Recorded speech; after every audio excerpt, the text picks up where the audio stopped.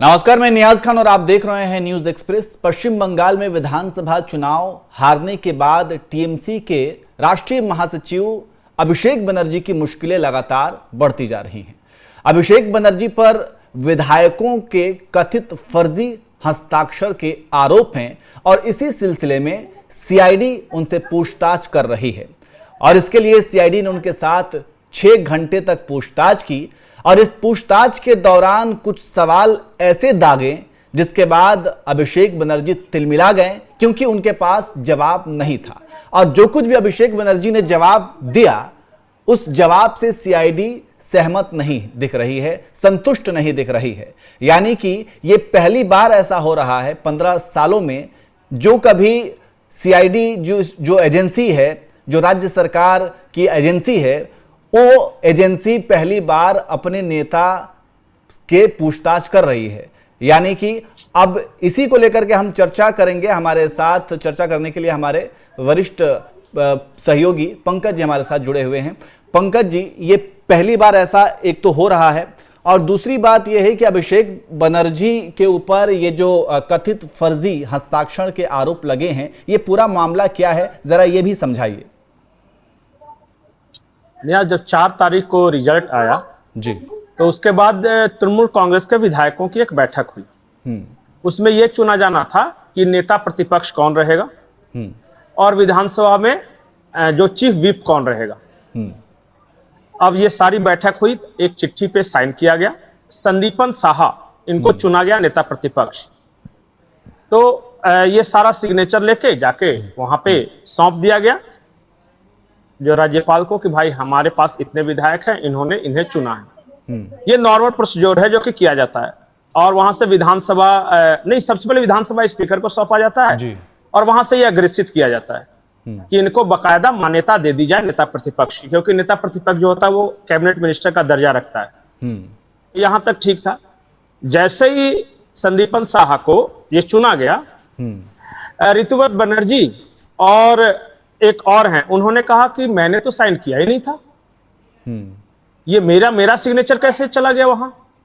और जब इन्होंने बात करना शुरू कर दिया तो और भी कई विधायक आ गए सामने।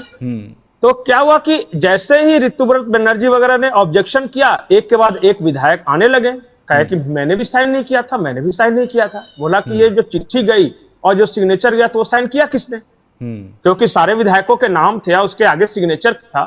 तो बाद में पता चला कि अभिषेक बनर्जी ने खुद ही सिग्नेचर कर दिया सारे विधायकों के बदले, और वो नकली सिग्नेचर जो फर्जी हस्ताक्षर होते हैं ना, हाँ। और फर्जी हस्ताक्षर करके वो जाके तब सौंपा था विधानसभा स्पीकर को।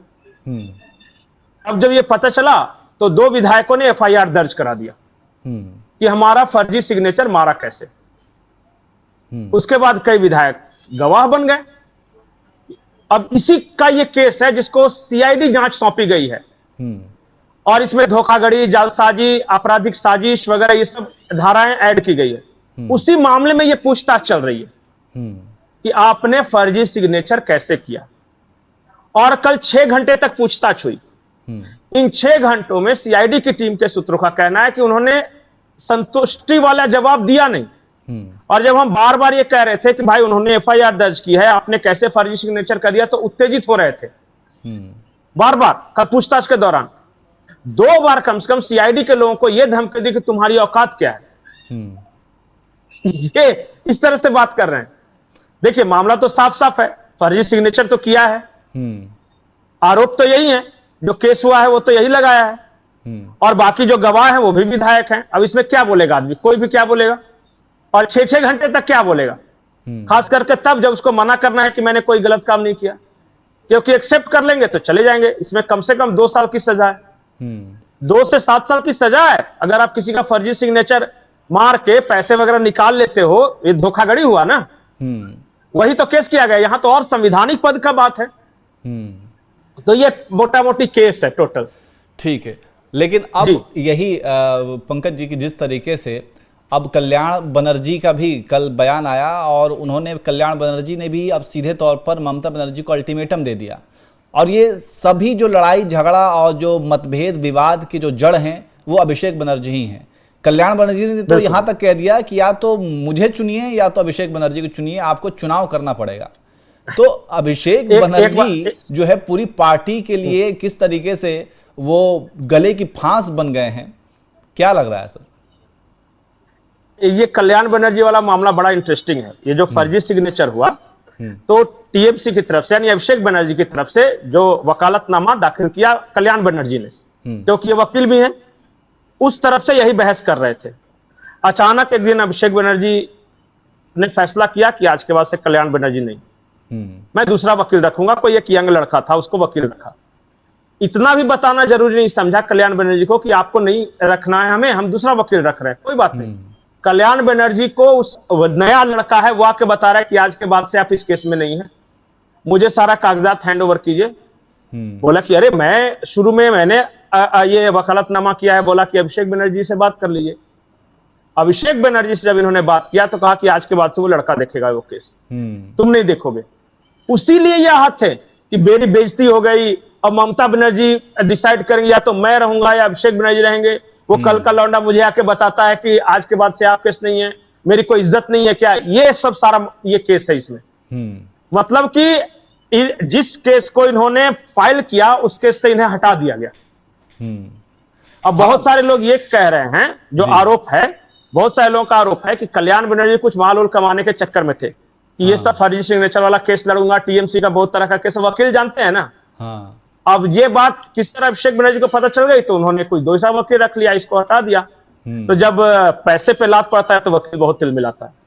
सही बात है। बाकी सब चीज जो कबूल है उसका केस, वो उनकी जो पूरी बाइट है, जब वो कह रहे हैं, वो ये कह रहे हैं कि मैं इस केस पे स्टडी कर चुका था, सारी तैयारी कर चुका था, और अचानक से मुझे आधी रात को फोन आता है और ये मुझे केस से ही हटा दिया जाता है।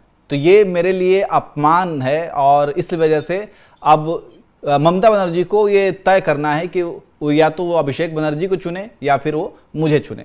तो कुल मिलाकर के अभिषेक बनर्जी सबकी वजह बन रहे हैं। और पंकज जी ये भी है कि अभी तक तो 4 राज्यसभा सांसदों ने इस्तीफा दे दिया और लोकसभा से भी जो सांसद हैं वो भी 19 के तो नाम गिनाए जा रहे हैं कि कौन कौन है, जिसमें यूसुफ पठान आ गई, चिट्ठी आ गई जी, चिट्ठी आ गई सार्वजनिक हो गई जी। तो एएनआई वगैरह सबने चला दिया कि कौन कौन है। तो एक आखिरी अब सवाल यही है कि क्या लग रहा है कि आपको कि टीएमसी का अब क्या राजनीतिक अस्तित्व है और क्या टीएमसी के पास अब दूसरा कोई विकल्प है? विलय नहीं करेंगे कांग्रेस में, पहली बात उन्होंने साफ साफ मना कर दिया है। अब क्या होगा राजनीतिक भविष्य, जो मैं अंदाजा लगा पा रहा हूं, जो अनुभव से बता रहा हूं, चुनाव लड़ेंगी पर अब जीतेंगे नहीं। ममता बनर्जी आई थिंक 70 से एबव हो चुकी है एज में। अब इस एज में वो संघर्ष करके, जैसे पार्टी को फॉर्म करने में और उसको सत्ता तक पहुंचाने में 8-10 वर्ष लग जाता है, तब तक ये 80 क्रॉस कर चुकी होंगी। मुझे नहीं लगता कि अब उतना फायर किसी में बचा होगा। अगर कर ले तो बहुत अच्छी बात है, मैं क्यों होता हूं बोलने वाला। तो मुझे लग नहीं रहा है कि फिर से नए सिरे से पार्टी गढ़ेंगी, फिर से पुनः संगठन बनाएगी, फिर से संघर्ष करेंगी, फिर से वो लालखंड या सिंगूर जैसा कोई मामला हाथ में आएगा और फिर से सत्ता पाएंगी। देखिए इस दुनिया में कुछ भी हो सकता है, लेकिन मुझे लगता है कि नहीं। दूसरी बात कि जो बच जाएंगे जैसे कि कल्याण बनर्जी वगैरह, तो इनको कोई टेंशन नहीं है। ये सब वकील हैं, हाईकोर्ट के बड़े वकील हैं, वो कपिल सिब्बल, अभिषेक मनु सिंघवी, कल्याण बनर्जी, सब कोई भी पार्टी में रहेंगे तो पहुंचते रहेंगे। अरे लोकसभा नहीं राज्यसभा कहीं ना कहीं तो पहुंच जाएंगे, पैसा वैसा बहुत है लोगों के पास। तीसरा अभिषेक बनर्जी का क्या होगा, तो मैं निकट भविष्य में, बहुत आगे नहीं, निकट भविष्य में अभिषेक बनर्जी जेल जाएंगे, किसी न किसी केस में जाएंगे। 7-8 केस है इनके खिलाफ, वो जेल जाएंगे और एक बार जेल जाएंगे तो फिर दूसरा केस, दूसरा जेल जाएंगे तो तीसरा केस, इस तरह 7 केस। तो पता चला तारीख पे तारीख अपना चलता रहेगा, कम से कम 1-2 साल तक अंदर रहेंगे। इस बीच जो बच जाएंगे वो कहीं ना कहीं रास्ता पकड़ लेंगे। देखिए अभी चूंकि चुनाव है नहीं, इसलिए बहुत सारे लोग शांत हैं, लेकिन जैसे ही कोई इलेक्शन आएगा तो वो सब फिर पार्टियां ढूंढने लगेंगे, एक ऐसी पार्टी जिसमें मैं लड़ूं तो जीत भी सकूं। तो कुछ कांग्रेस में जाएंगे, कुछ वामपंथी के रूप में जाएंगे, अधिकतर लोग बीजेपी में ट्राई करेंगे क्योंकि पावर में है। मुझे जो मेरा कैलकुलेशन यही भविष्य है। चलिए बाकी लोग स्वतंत्र हैं अपना अपना आकलन करने के लिए, लेकिन मुझे दिल से यही लग रहा है कि खत्म, फिनिश, टाटा बाय बाय। बिल्कुल। तो टीएमसी का आप तो वाकई में जो कुछ भी आपने बताया वो एक बहुत ही लॉजिकल चीज़ें हैं कि ऐसा ही हो सकता है, मतलब ज़्यादातर उम्मीद तो यही है कि ऐसा ही होगा। लेकिन फिलहाल आगे क्या होता है, राजनीति है, राजनीति का खेल जो है समझना बड़ा ही मुश्किल होता है, कब क्या हो जाए कोई नहीं जानता। अब रही बात अभिषेक बनर्जी की, तो अभिषेक बनर्जी से सीआईडी ने जो पूछताछ की है और 6 घंटे तक पूछताछ की है, और इसके बाद जो कुछ भी अभिषेक बनर्जी ने जवाब दिया उससे सीआईडी संतुष्ट नहीं है और फिर से दोबारा पूछताछ के लिए उन्हें बुलाया जाएगा। और 14 जून जो है वो दूसरी तारीख है जो पूछताछ फिर से की जाएगी। अब इसमें क्या कुछ निकल करके सामने आता है और अभिषेक बनर्जी के ऊपर जो केस चल रहा है उस बारे में आपका क्या कहना है, और टीएमसी के अस्तित्व के बारे में आपका क्या कहना है, आप भी कमेंट करके जरूर बताएं।